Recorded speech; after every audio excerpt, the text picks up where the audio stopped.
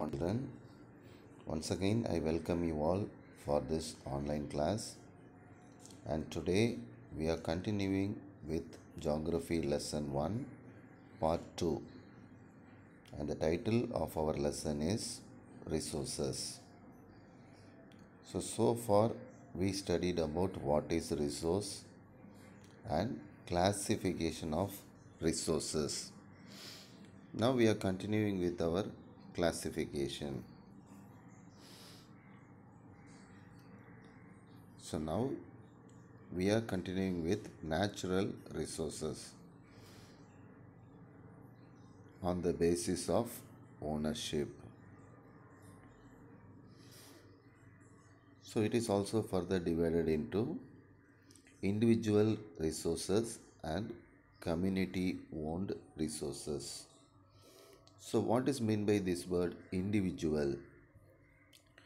Individual means belongs to a particular person. Individual means a particular one. So resources privately owned by individuals, that is any resource that was owned by a separate person, it is called individual resources. Example is apartments. So the houses in apartments, they were not common to all. Only the people who owned that apartment have access to it. Not everybody can own that. Only the person who bought the apartment have the authority to have control over it. The next form is community owned resources. So it is exactly opposite to individual resource. Community means it is a group, okay, society. So resources which can be utilized by all members of the community. So it is common to all people. Example, public park. So public park is not individual resource. It doesn't belong to any separate one person. It is common. So it comes under community owned resources. Okay, then we move on to the last part. That is national resources and international resources. So what is national resources?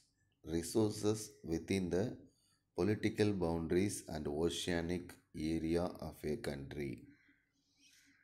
So any resource that comes in between the boundaries of a country, we call it national resources.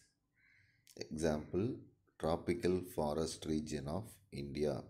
So the tropical forest of India, it comes between inside the Indian boundary, so it belongs to India. So these type of resources are national resources. Then international resources. International resources, they don't have any particular boundaries. They don't have particular boundaries like national resources. All oceanic resources found in the open ocean. So resources found in this region can be utilized only after international agreement. So we cannot divide the boundaries of ocean, isn't it? Land, we can divide them and we can name them with country names. We can have boundaries and separate them from other countries. But ocean we cannot divide, isn't it? So the resources that were found in oceans, they will be utilized after international agreement. That is, any ocean which is located between two countries, the resources inside that ocean can be used by the agreement of those two countries. So this is called international resources. Example, ambergris. So this ambergris, uh, it is a sweet smell, uh, like substance which we get from the body of whale. Okay, mm, mm, it is a substance which is taken from the body of whale, and using this ambergris, they make perfumes. So in order to collect this ambergris in a particular ocean, there should be agreement between two countries, then only they can take. So with this, natural resources finished. Now we move on to next classification, that is man-made resources. So far we studied about the classifications in natural resources, that is the resources which is available in nature. Now this is not natural resources, this is man-made resources. So what is man-made resources? Natural resources are modified or processed by technology. So these types of resources are natural resources collected by man, and they modify that resource, or they process it by using any technology. Then the result, whatever the modified product, we call them man-made resources. For example, sugar cane processed to get sugar. So sugar cane is a natural resource, isn't it? We get sugar cane from nature. So after processing sugar cane, finally we get sugar. So sugar cane is a natural resource, but sugar is not a natural resource. It becomes man-made resource because the sugar cane gets processed. They heat the sugar cane, then they dry it, they process it, finally only we get sugar. Sugar is not available in nature. So these type of resources are called man-made resources. All structures built by man can also be called man-made resources. Example, bridges, houses and roads. Okay, all these examples were made by man. They were not available in nature. So these types of resources are called man-made resources. Now let's see what is secondary activity. This transforming of raw material into finished goods is called secondary activity. So earlier we studied about primary activity, isn't it? What is primary activity? So early man, uh, he he satisfied his needs by having the basic form of life, that is food, shelter, clothing. These are the three basic needs of man: food, uh, clothing and shelter. So he did not process anything. Early man does not know the system of process. So whatever is available, he used them as it was. So those types of activities, we call them primary activities. For example, hunting animals. Whenever he looked at the wild animals, he hunted that and he ate it raw. Fishing also, he caught the fish and he ate. Clothing, he removed the barks of the tree or removed the skin of animal and he wore it. So, shelter, he lived in the caves. So everything they were which were available, he used them as it was. So those type of activities are called primary activities. Secondary activities are not like that. So the raw material in secondary activity, raw materials get transformation, they were changed, they were converted into finished goods. So those type of activities are called secondary activities. Now the third and the final classification of resource, that is human resource. So what is human resource? Human resources are groups of individuals who use nature to create more resources.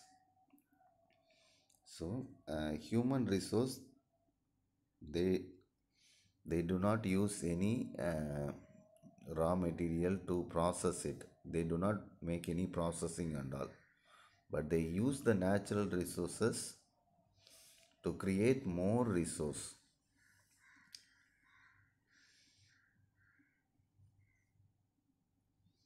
So though human beings are basically natural resource, we classify human beings separately. Okay, human being is a nature. Okay, he is created by nature, but we do not classify them as natural resource. We classify them under human resource. Education, we classify human beings on the basis of education, health, knowledge and skills. Okay, for example, doctors, teachers, scientists, they were not natural resource, we call them human resource. They help the society uh, in different ways, so we call them human resource.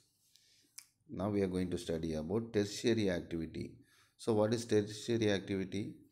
We studied about two activities, isn't it? Primary activity, secondary activity, now tertiary activity. Primary activity is using something which as it was. Secondary activity involves in processing. We process natural resource, then we get a result, end product. Okay, tertiary activities are concerned with the distribution of primary and secondary products through a system of transport and trade. For example, banking, trade and communication. So tertiary activities does not involve in any product, only it belongs to the distribution of primary and secondary. Primary is whatever thing available as it was, secondary means processed. So these two products were distributed through tertiary activities. Okay, so informations about classifications of resources finished.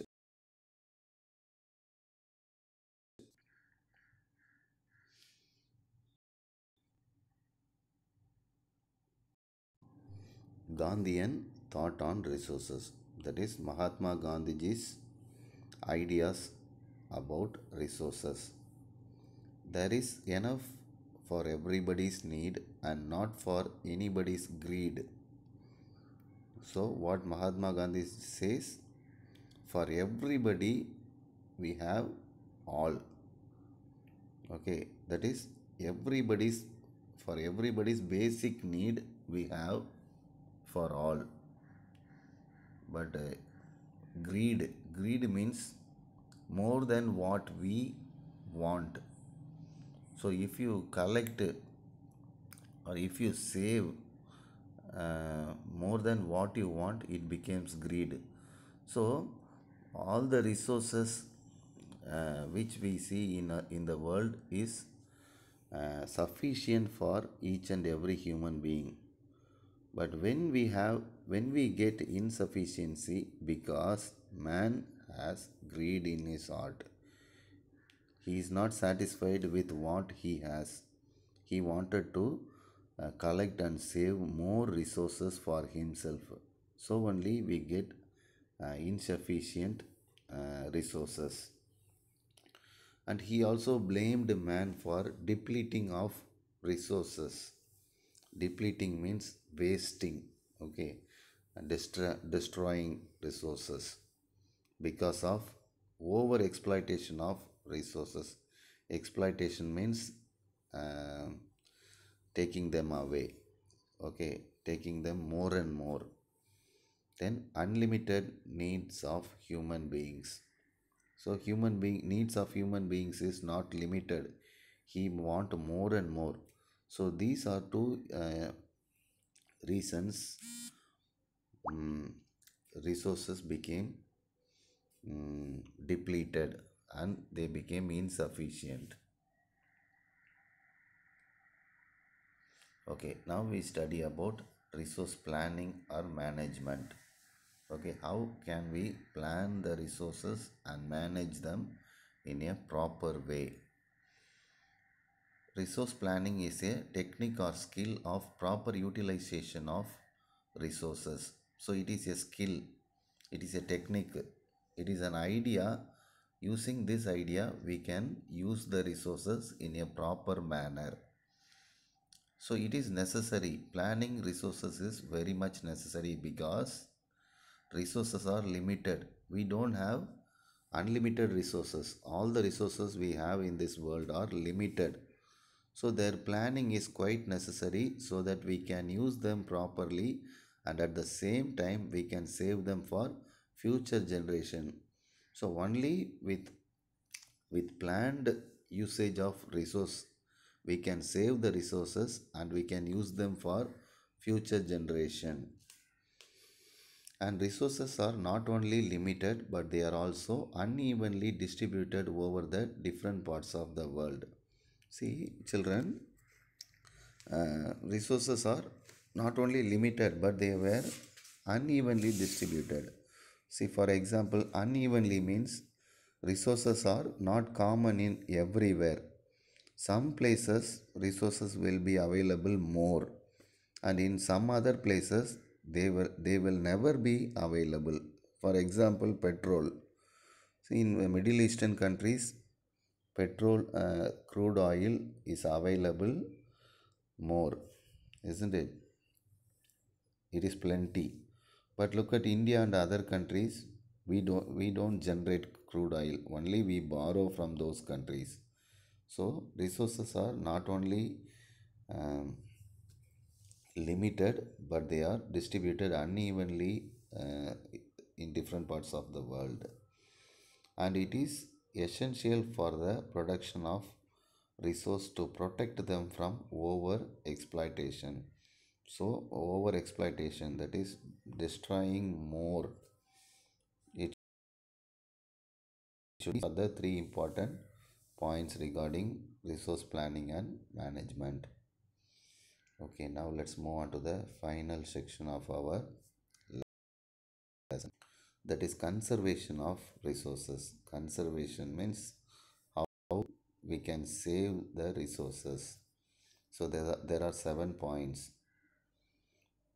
First one is the reasons for depletion is identified. Okay, so what are the reasons which destroys the resource? We must identify those reasons and we should stop them immediately.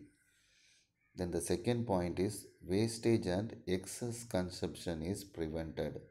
So wasting the resources and over usage of resources must be identified and they should be stopped.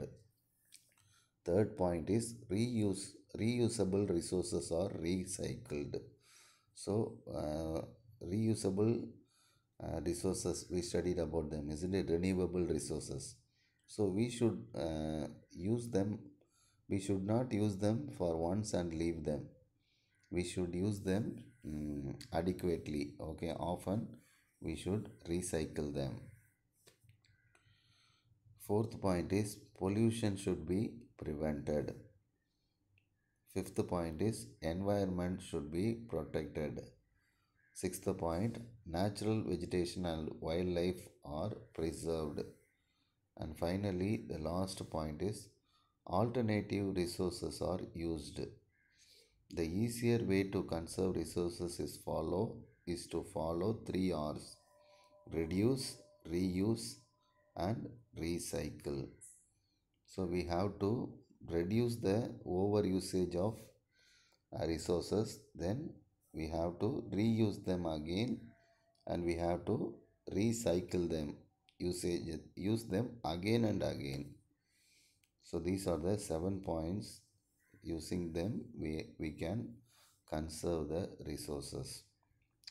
So with this our lesson 1 of geography completed. Okay children, we'll meet in the next class.